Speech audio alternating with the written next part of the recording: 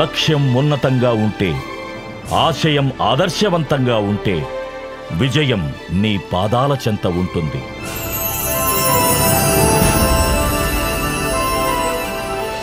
నా బిడ్డ భక్తవత్సలం నాయుడు ఉన్నతమైన స్థితిలో ఉండాలనుకున్న తండ్రి నారాయణ స్వామి నాయుడు గారు అప్పు చేసి కొడుకును చదివించడానికి మద్రాసు పంపితే, చదువుకుంటూ ఒక ఆదివారం ఎన్టీ రామారావు గారిని చూడ్డానికి వెళ్ళి గుంపులో నిలబడి చూసిన వ్యక్తి.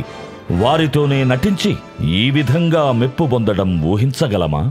కొడుకుగా తల్లికి తలకొరివి పెట్టవలసిన బాధ్యత నిర్వర్తించటానికి బాబు. ఓ, కొడుకు అవసరం నెమ్మది నెమ్మదిగా తెలిసొచ్చి డ్రామా కబుర్లాడుతున్నావా? నీకు ఇదివరకే చెప్పానుగా, నేను ఒక పద్ధతిలోనే వెళ్లే మనిషినని. గర్భజనితులం కాకపోయినప్పటికీ కూడా ఆప్యాయతతో, ఆదరంతో, గౌరవంతో, ఉదాత్తతతో, భక్తితో, విశ్వాసంతో నా అన్న కళాకారులని గౌరవం నాకు సంతరించినటువంటి వ్యక్తి నా తమ్ముడు మోహన్ బాబు. మరి ఈ రోజున సకుటుంబం ఆరాధ్య దైవంగా నన్ను ఈనాడు ఇంత గౌరవాన్ని నాకు ఆపాదించి పెట్టారు అంటే నేను చెప్పలేను నా ఆనందం, తీర్చలేను వారి రుణం. ఇది గుండెల్లో పెట్టుకుంటున్నటువంటి మనోగ్రమైనటువంటి మధుర భావం.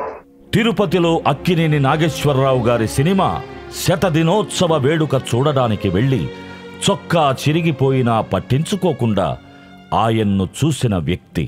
ఆయన చేతే ఇలా అనిపించుకోవడం ఎంత గొప్ప విషయం.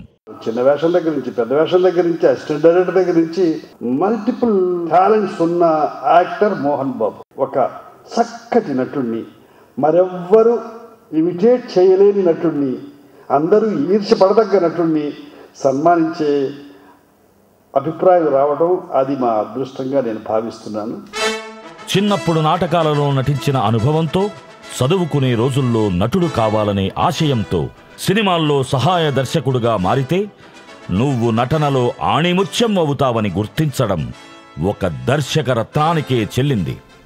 నీ ఇంటి పేరు మంచు, నీ గాత్రమేమో కంచు, దానితోనే అలరించు అంటూ భక్తవత్సలం నాయుడు అనే సహాయ దర్శకుణ్ణి దాసరి నారాయణరావు గారు 1975వ సంవత్సరంలో స్వర్గం నరకం చిత్రం ద్వారా మోహన్ బాబుగా మనకు పరిచయం చేస్తే, ఈ పేరు ఇవాళ ప్రపంచానికి పరిచయం అక్కరలేని పేరు. మోహన్ బాబుని ఇప్పటికీ నేను హీరోగా అనుకోను. హీరో అంటే కొంతవరకే, కొన్ని పాత్రలకే పరిమితం. బట్ అన్ని పాత్రలు పోషించగలిగిన నటుడు. పొలం పుట్ర, పంపగోడు, గొడ్డు గోద రెండుగా ఎడగొట్టేసి ఇది నీకు ఇచ్చేస్తాను, పట్టుకో. ఓ పంజయ్ బాబాయ్, పొలం పుట్రాలో పొలం నాకు ఇచ్చేసి పుట్ర బామ్మకి ఇచ్చేసి, గుడ్డు గోదాలో గుడ్డు నాకు ఇచ్చేసి రెండోది బామ్మకి ఇచ్చేసి, పంప గోడులో పంప నాకు ఇచ్చేసి గోడు బామ్మ. బయటనైనా కాకపోతిని పడతి ఎదపై ఆడగా, రైకనైనా కాకపోతిని రమణి గుండెల అదుమగా. పెరిగిపోయాను, ఇంకా పెరుగుతున్న నాకు గాయత్రి అడ్డొస్తోంది. అందుకే లేపేయమన్నాను. సంభవామి యుగే యుగే అంటే ఏమో నాకేం తెలుసు. గుళ్ళో పంతులు అంటుంటే విన్నాను, ఇప్పుడు అనాలనిపించింది అన్నాను. అంటే అర్థం ఏమిటో తెలుసా నీకు? ఎం అంటే మంచిని, ఎల్ అంటే లాభం చూసుకోకుండా, ఏ అంటే అందరికీ పంచేవాడని. నేనెవరికి భయపడేవాడిని కాదు, ఇండిపెండెంట్. తప్పు చేసిన వాడు తుప్పు రేపే హక్కున్నవాడు. అరిస్తే చరుస్తా, చరిస్తే కరుస్తా, కరిస్తే నిన్ను కూడా బొక్కలో వేస్తా. నిన్ను చంపడం వల్ల నీకు నష్టం లేకపోయినా నీ భార్యకి, తన కడుపులో ఉన్న బిడ్డకి కష్టం. అందుకని నిన్ను చంపను.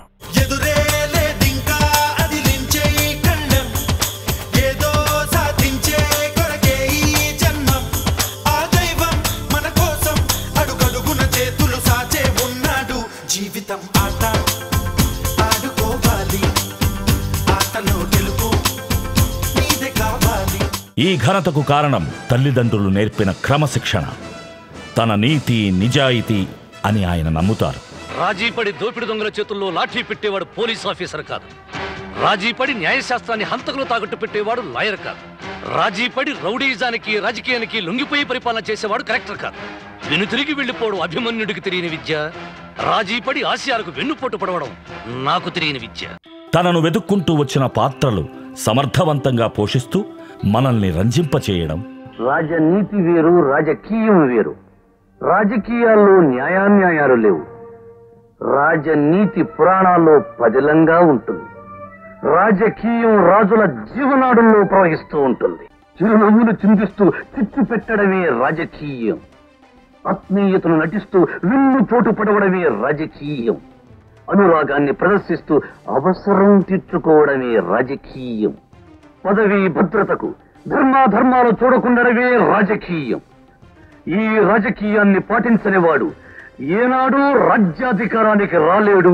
ఒకవేళ వచ్చిన ఎంతో కాలం నిలవలేదు. తనకు నచ్చిన పాత్రలు చేయడానికి నిర్మాతగా మారి మనల్ని మెప్పించే చిత్రాలు తీయడం ఆయనకే చెల్లింది.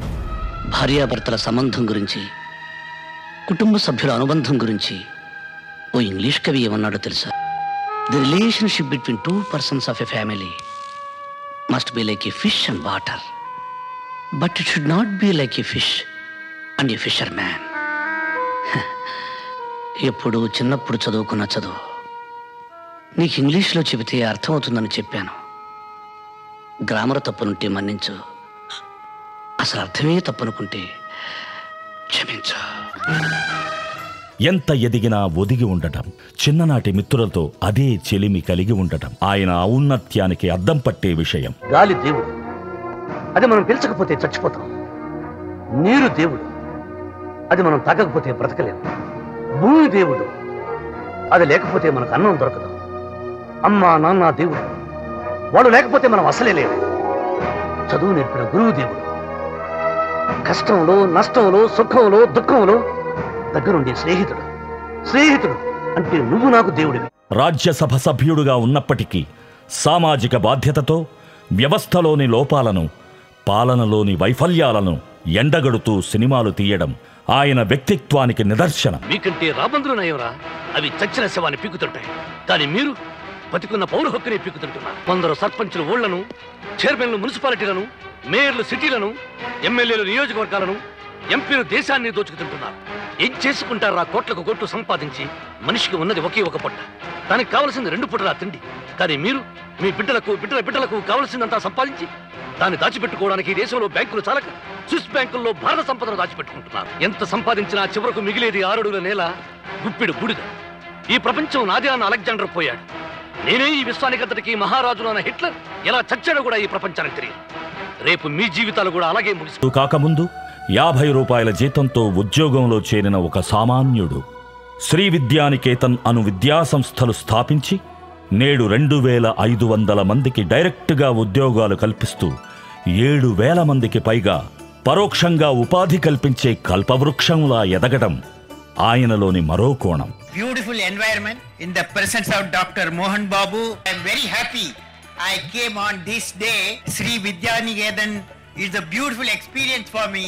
The reality, whether India will become a economically developed nation for Lead India 2020 movement. May God bless you all, friends. Vidyanikethan విద్యా సంస్థల్లో చదివితే చాలు క్రమశిక్షణ, ధైర్య సాహసాలు అలవడతాయి. అంతర్జాతీయ స్థాయి ఉన్నత విద్యతో 100% బంగారు భవిష్యత్తు అని తల్లిదండ్రులు విశ్వసిస్తున్న విద్యా సంస్థలుగా ఎదిగి మన దేశంలోనే అత్యంత గౌరవనీయ విద్యా సంస్థలలో ఒకటిగా మారాయంటే అది